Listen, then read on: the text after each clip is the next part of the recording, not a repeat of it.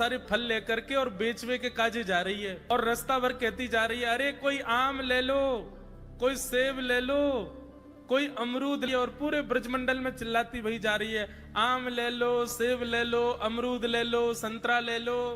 उस स्वर को जब नंद नंदन ने अपने नंद भवन में क्रीड़ा करते हुए श्रवण किया, नन्हे से गोपाल जी हैं, केवल 3 वर्ष की आयु है ठाकुर जी के, मोटे मोटे पाम, मोटे मोटे हाथ, ठाकुर जी को नेक सो पेट, बटुआ सो मुंह, और ठाकुर जी क्रीड़ा कर रहे हैं। और क्रीड़ा करते करते तोतली बानी में यशोदा मैया से कहने लगे, बोले मैया मैं फल खरीदवे जाऊंगो। मैया बोली, लाला ऐसे ना मिलो करें, फल बेचवे वाले को कछु देनो पड़े, तेरे पास तो कछु है ना है, तू कमावे धमावे तो है ना है, इतना बड़ा है गो, अब वो घर में बैठो रे, 3 वर्ष के ठाकुर जी बस। ठाकुर जी बोले, मैया जे नंद भवन कौन को है? बोले 13 है। लाख गैया कौन की है? बोले जेऊ तेरी है। और ये नंद बाबा कौन को है? बोले येऊ तेरो। और मैया तू कौन की है? बोले मैं भी तेरी हूँ, मैं इतनी सबरी संपत्ति को मालिक हूँ, तू यूं कैसे कह रही है? मैं कछु कमाऊं धमाऊं ना, ये सबरो मेरो ही है मैया। और मैया देख आज मैं तेरे सामने फल खरीद के लाऊंगा। बोली जा, मैं भी तो देखूं कैसे जाएगा। सो ठाकुर जी फल खरीदने के लिए जा रहे हैं नन्हे से ठाकुर जी, और कहा मैं भी तो देखूं कैसे जाएगा। सो ठाकुर जी फल खरीदने के लिए जा रहे हैं नन्हे से ठाकुर जी, और कहा लेके जा रहे हैं? बोले जल्दी से जहां पर सारे सामग्रियां रखी जाती है, ऐसे सामग्री गृह में गए और वहां से 2 मुट्ठी गेहूं अपने हाथ में भर के, और नन्हे से 3 वर्ष के ठाकुर जी इतने इतने से हाथ ऐसे अंजलि में गेहूं भर के, और ठाकुर जी अपनी मटकीली सी चाल बाकी अदा से उछलते कूदते भय और फल बेचे वारी के पास फल लेवे जा रहे हैं। यशोदा मैया एक झांक करके एक तरफ से ठाकुर जी की इस लीला को देख रही है। अब कूदते भय ठाकुर जी जा रहे हैं, जितने गेहूं लिए, कितने गेहूं आए होंगे ठाकुर जी के हाथ में? ज्यादा से ज्यादा आए होंगे 25-30, और वो यूं उछलते उछलते गए, सबरे गिर गए।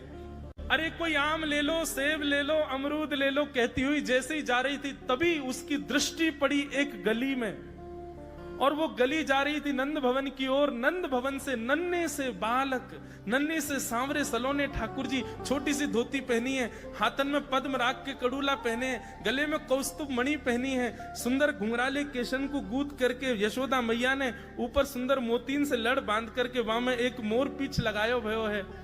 नन्हे से ठाकुर जी इतनी व्याकुल भरी दृष्टि से देख रहे हैं उस फल बेचने वाली को कि कहीं चली ना जाए, वहां से पहले मैं जाके आते फल ले लूं।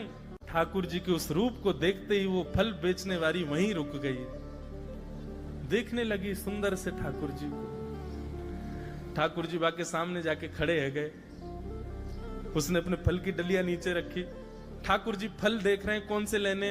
अब उंगली करके ठाकुर जी करें, जेवारो दे दो, जेवारो दे दो, ये दे दो, ये दे दो, करते करते करते पूरी डलिया ही कह दी, बोले सबरी दे दो। गोपी बोली, अरे लाला ये सब ऐसे ही ले जाएगो, कछु देगो ना मोकू? अरे ऐसे ना मिलो करे, कछु देनो पड़े, चल कछु दे मोकू तभी मिलेगी। ठाकुर जी बोले, तो फिर रो काई क्यों रही है?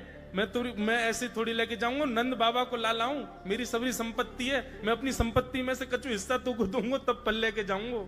अच्छा दियो, कहा देगो संपत्ति में?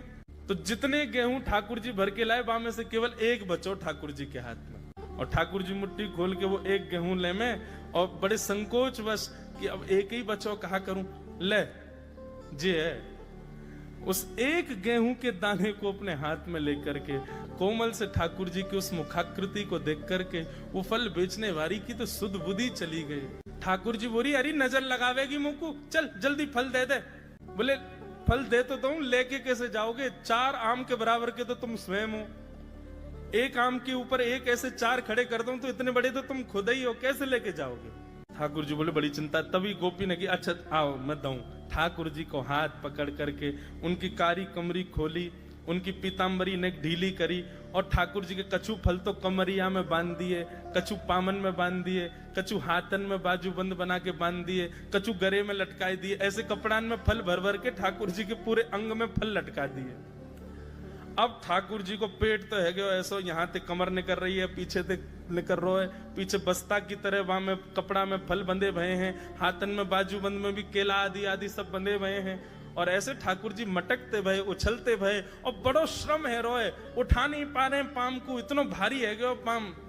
और जैसे तैसे खिसक खिसक करके नंद भवन की ओर जा रहे हैं। इस रूप को जब उस फल बेचने वाली ने देखा, उसने अपनी फल की डलिया उठाई और फल की डलिया उठा करके जब सिर पर रखी तो आगे चलते हुए नेत्र बंद हो गए। अब तो बस यही कहती जा रही है, गोपाल ले लो, कृष्ण ले लो, माधव ले लो, मधुसूदन ले लो, गोविंद ले लो, नंद जी को लाला